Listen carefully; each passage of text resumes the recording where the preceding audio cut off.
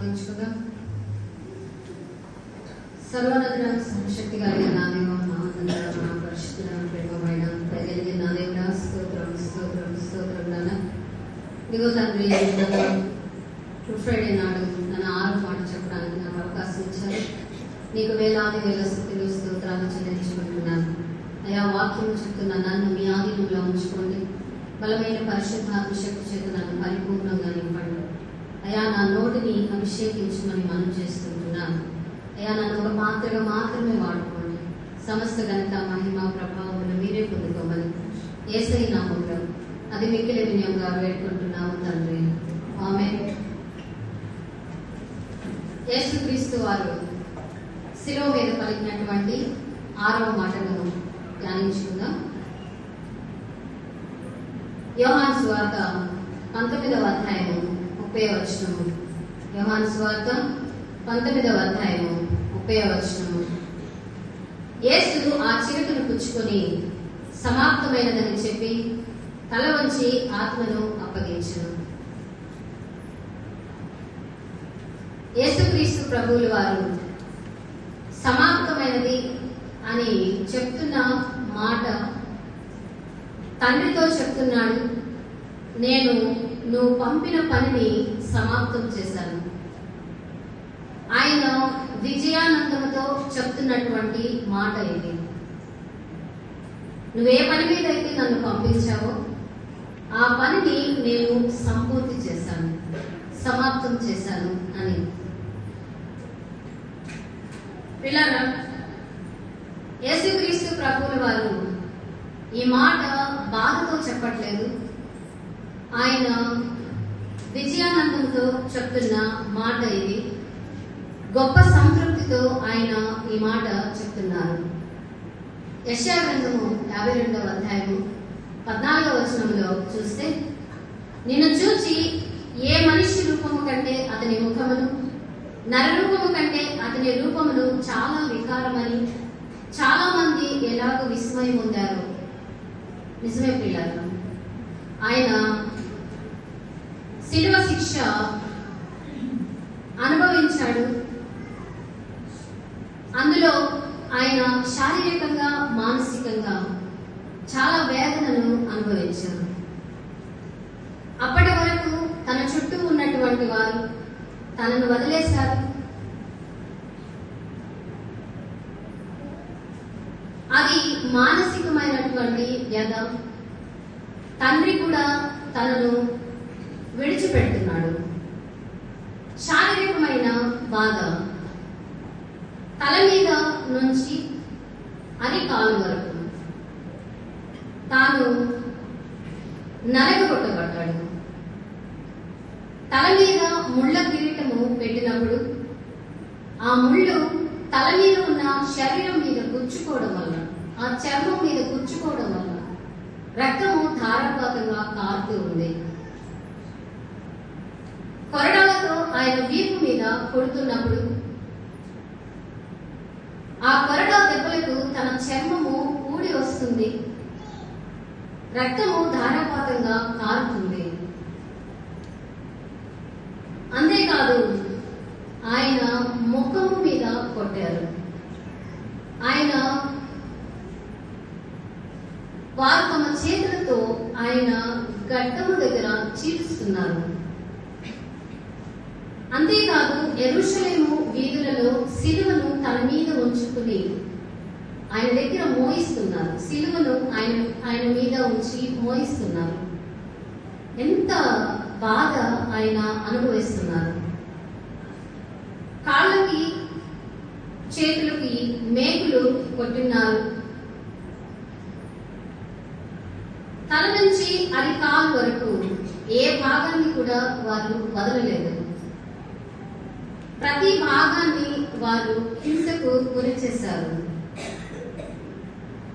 అందుకే యెషయా గ్రంథము 50వ అధ్యాయము 6వ వచనంలో అంటాడు, కొట్టువానికి నా వీపును అప్పగించితిని, వెంట్రుకలు పెరికివేయి వారికి నా చెంపలు అప్పగించితిని, ఉమ్మివేయి వారికి అవమానపరచు వారికి నా ముఖమును దాచుకోలేదు అని. నిజమే, ఆయన తన శరీరాన్ని ఎక్కడా దాచుకునలేదు. తన శరీరాన్ని వారికి అప్పగించేశాడు. ఆయన మన కొరకు అనుభవించాల్సినటువంటి శారీరక శ్రమలన్నింటినీ కూడా ఆయన సమాప్తం చేశాడు. అంతేకాదు, ఆయన తండ్రి పంపినటువంటి పనిని ఆయన సంపూర్తి చేస్తున్నాడు. తండ్రి పంపినటువంటి పనిని, తండ్రి తనకు ఆజ్ఞాపించినటువంటి పనిని. ఆయన సర్వాధికారి అయిన దేవుడు, సర్వోన్నతుడైన దేవుడు, అన్నింటినీ శాసించే దేవుడు. ఆయన పరలోక మహిమను విడచి భూమి మీదకు దాసుని రూపము ధరించి వచ్చాడు. దాసుని రూపము ధరించి ఆయన వచ్చాడు. ఆయన ఏ పని నిమిత్తము ఈ భూమి మీదకి వచ్చాడో ఆ పనిని ఆయన సంపూర్తి చేస్తున్నాడు. ఆయన కంప్లీట్ గా నెరవేరుస్తున్నాడు. అయితే యేసుక్రీస్తును అనుసరిస్తున్నటువంటి మనము ఆయన మనకు అప్పగించినటువంటి పనిని సంపూర్తి చేస్తున్నామా లేదా? ఈ లోకంలో మనము మునిగి తేలుతున్నాము. లోకాశలకు లొంగిపోయి లోకం వైపుకు, పాపం వైపుకు వెళ్ళిపోతూ ఇంకా చాలా టైం ఉంది, అప్పుడు చూసుకోవచ్చు, ఇప్పుడు నేను ఇవన్నీ అనుభవించాలి, ఇంకా చాలా చాలా టైం ఉంది. మనం అనుకుంటాం మన ఆయుష్ 100 సంవత్సరాలు అని. మన ఆయుష్ ఎంతో మనకు తెలియదు. ఈరోజు భూమి మీద ఉన్నాం, రేపు ఉంటామో లేదో తెలియదు. పిల్లరా, అలాంటి ఆయుష్ మనకెంతో తెలియదు. ఆ టైంలో మనం ఏం చేస్తామంటే, చూడొచ్చులే దేవుని పని చూడొచ్చు, ఇంకా టైం ఉంది కదా, ఇప్పుడే ఎందుకు తొందర అని మనము అనుకుంటూ ఉంటాం. అయితే యేసుక్రీస్తు ప్రభువుల వారు తనకి తండ్రి అప్పగించినటువంటి బాధ్యతను పర్ఫెక్ట్ గా ఆయన నెరవేర్చినారు. మనం కూడా అలాగ చెప్పే రోజు ఒకటి రావాలి. యేసుక్రీస్తు ప్రభువుల వారు సమాప్తమైనది అని చెప్పిన మాట చాలా చిన్నదిగా కనిపించవచ్చు, అయితే ఆ మాట చాలా విలువైనదిగా చూస్తున్నాం. పిల్లలు, ఆయన ఏమి సమాప్తం చేశాడు అంటే పాపమును సమాప్తం చేశాడు. ఆయన గురించి చెప్పబడినటువంటి ప్రవచనాలను ఆయన నెరవేర్చినాడు. తండ్రి పనిని ఆయన సంపూర్తి చేశాడు. సాతానును ఓడించాడు. ధర్మశాస్త్రాన్ని సమాప్తం చేశాడు. మరణపు ముళ్ళను విరిచేశాడు. సృష్టిని ఆయన సృజించినప్పుడు అక్కడ పాపం ఏమీ లేదు. ఆయన చాలా పర్ఫెక్ట్ గా చేశాడు సృష్టిని, అక్కడ ఏ లోపము లేదు. అయితే దేవుని చేత చేయబడినటువంటి మనిషి కూడా పవిత్రుడిగానే ఉన్నాడు. అయితే ఎప్పుడైతే మనిషి పాపమునకు లోబడ్డాడో, రెండవ మరణం అనేది మానవ జీవితంలోకి ప్రవేశించింది. ఆ రెండవ మరణం నుంచి మనలను తప్పించడానికి యేసుక్రీస్తు ప్రభువుల వారు భూమి మీదకు రావడం జరిగింది. ఇలా ఆయన ఏ పని చేసినా కూడా ఇన్కంప్లీట్ ఏం లేదు, అంతా కంప్లీట్ చేశారు. ఆయన పనిని కంప్లీట్ చేసేటప్పుడు ఆయనకి అనేక రకాలైనటువంటి శ్రమలు ఎదురయ్యాయి, కష్టాలు, బాధలు అన్ని ఎదురయ్యాయి. అయితే వాటన్నింటినీ ఆయన సహిస్తూ జయిస్తూ ఆయన వచ్చిన పనిని కంప్లీట్ చేశారు. ఆయన వీటన్నిటినీ కూడా ప్రార్థన ద్వారా ఆయన సమాప్తము చేశారు. ప్రార్థన ద్వారా జయించుకుంటూ వచ్చారు. పిల్లరా, ఆయన ఈ లోకంలో తన రాజ్యాన్ని స్థాపించి ఒక ఐడెంటిటీతో వెళ్ళాడు. ఒక ఐడెంటిటీ, ఒక గుర్తింపును ఆయన పొందుకున్నాడు. చూడండి, దేవుడు వారికి అప్పగించినటువంటి పనిని సక్రమంగా నెరవేర్చి వెళ్ళిపోయిన వారు ఉన్నారు. పరిశుద్ధ గ్రంథంలో వారిని మనం చూస్తున్నాం. సువార్త ప్రకటిస్తున్నప్పుడు యూదుల చేత రాళ్లతో కొట్టబడి చంపబడినటువంటి స్టెఫెను. పిల్లలు, దేవుని సేవకులు ఉన్నారు, డెడికేటెడ్ గా వర్క్ చేసే వాళ్ళు ఉన్నారు. వాళ్ళ జీవితాల్లో కూడా అనేక శ్రమలు, ఆటంకాలు, శోధనలు ఎదురవుతున్నాయి. అయినప్పటికీ వాళ్ళు ముందుకు వెళ్ళిపోతూ ఉన్నారు. యేసుక్రీస్తు వారి కొరకు హతసాక్షులైనటువంటి వారు, వారి జీవితాల్లో శ్రమలు ఎదురైనప్పటికీ వారు వెనక్కి రాలేదు. ఫిలిప్పీ పత్రిక 1వ అధ్యాయము 21వ వచనంలో పౌలు గారు అంటారు, నా మటుకు బ్రతుకుట క్రీస్తే, చావైతే లాభము అని.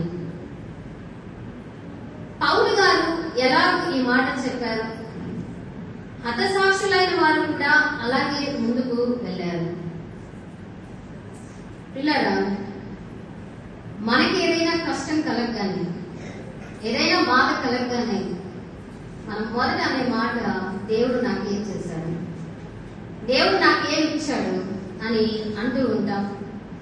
మనము నిట్టూర్పులు కూడా విడుస్తూ ఉంటాం. అయితే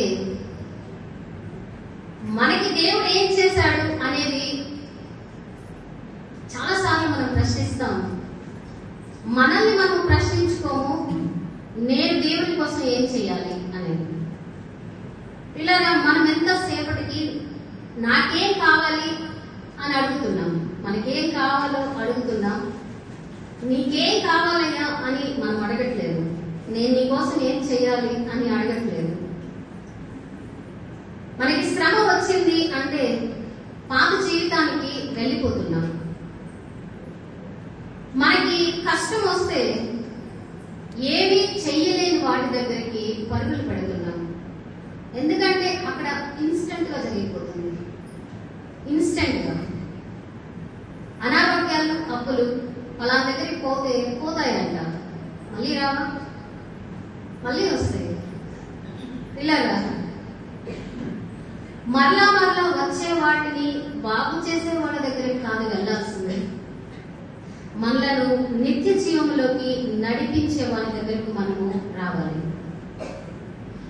మనకి కష్టం వచ్చినప్పుడు, శ్రమ వచ్చినప్పుడు యేసయ్య అన్నింటినీ ఎలాగైతే భరిస్తూ సహిస్తూ వచ్చాడో మనం కూడా అలాగే భరించాలి, సహించాలి. అప్పుడే నిత్య జీవానికి మనము వారసులం అవుతాం. పిల్లలు, కొందరు అనే మాట, నేను ప్రార్థిస్తున్నప్పుడు నాకు జవాబు రావట్లేదు అని. అయితే చూడండి, మన నిలబడలేని స్థితిని దేవుడు చూస్తున్నాడు అని మర్చిపోకూడదు. మనం నిలబడలేకుండా అటు ఇటు వెళ్ళిపోతూ ఉంటాం. ఆ స్థితిని దేవుడు చూస్తున్నాడు అనేది ఖచ్చితంగా జ్ఞాపకం ఉంచుకోవాలి. దేవుడు అంటున్నాడు, మీరు సర్వలోకమునకు వెళ్ళి సర్వ సృష్టికి సువార్తను ప్రకటించుడి అని. మనల్ని దేవుడు ఒక ఉద్దేశం మీద భూమి మీదకు పంపించాడు. ఆ ఉద్దేశాన్ని మనము నెరవేర్చే వారముగా ఉండాలి. మనము ఎప్పుడు ఆయన పనిని నెరవేర్చగలం అంటే మనము నీతిమంతులుగా తీర్చబడినప్పుడు. నీతిమంతులుగా ఎప్పుడు తీర్చబడతాం అంటే పాపమును విడిచిపెట్టినప్పుడు. పాపమును విడిచిపెట్టినప్పుడు, పాపపు జీవితాన్ని మనము విడిచిపెట్టినప్పుడు నీతిమంతులుగా మనము తీర్చబడతాము. ఆయన నీతిమంతుడు కాబట్టి తండ్రి తనకు అప్పగించినటువంటి పనిని సంపూర్తి చేశాడు, కంప్లీట్ చేశాడు. పిల్లగా, దేవుడు మనకి ఏదైతే పని అప్పగించాడో ఆ పనిని మనము కూడా సంపూర్తి చేసే వారుగా ఉండాలి. దేవుడు మన కోసం శిలువ మీద రక్తాన్ని కార్చాడు, ప్రాణాన్ని అప్పగించాడు, తిరిగి 3వ దినాన పునరుద్ధానుడయ్యారు. ఇదే విషయాన్ని లోకమంతా చాటే వారుగా మనం ఉండాలి. అదే సువార్త. పిల్లగా, ప్రకటన గ్రంథము 10వ అధ్యాయము 7వ వచనంలో అంటాడు, 7వ దూత పలుకు దినములలో అతడు ఊదబోచుండగా దేవుడు తన దాసులకు ప్రవక్తలకు తెలిపిన సువార్త ప్రకారముగా దేవుని మర్మము సమాప్తమగునని చెప్పెను. మనము సువార్త ప్రకటన అనేది కంప్లీట్ గా చేయగలగాలి. కంప్లీట్ గా మన ఆయుష్ ఎంతవరకు ఉందో అంతవరకు మనము సువార్తను ప్రకటించే వారుగా ఉండాలి. సువార్త అంటే మైక్ తీసుకుని వాక్యం చెప్పడం మాత్రమే కాదు, మనల్ని మనము నీతిమంతులుగా చేసుకుని మన ద్వారా దేవునిని ఇతరులకు ప్రచురం చేయడం. దేవునిని ఇతరులకు ప్రచురం చేయడం. అప్పుడు అన్యులు మనల్ని చూసి అనుకుంటారు, ఓహో యేసుక్రీస్తు వారంటే ఇలా ఉంటారేమో. మన గుణాల ద్వారా, మన ప్రవర్తన ద్వారా, మన చూపుల ద్వారా, మన క్రియల ద్వారా దేవునిని మనము ప్రచురపరిచేవారుగా మనము ఉండాలి. పిల్లలు, మనము కలిగి ఉన్నటువంటి యేసుక్రీస్తుని మనము ఇతరులకు చూపించగలిగేలా ఉండాలి. యేసయ్య మార్గాన్ని అనుసరిస్తే మనం నిత్య జీవంలోకి అడుగు పెడతాం అని చెప్పేవారముగా ఉండాలి. మనం ఏం చేస్తామో తెలుసా? 2-3 కూర్చుని లేనిపోయి మాటలన్నీ చెప్పుకుంటూ ఉంటారు. ఆమె అలా పోయిందంట, ఈమె ఇలా వచ్చిందంట, ఆమె గురించి నీకు తెలుసా, ఈవిడ గురించి నీకు తెలుసా, ఇలాంటి మాటలు చాలా చాలా మాట్లాడుతూ ఉంటాం. అయితే పరిశుద్ధ గ్రంథంలో ఒక మాట చెప్పబడింది, అధికమైన మాటలలో దోషం ఉండగా మానదు.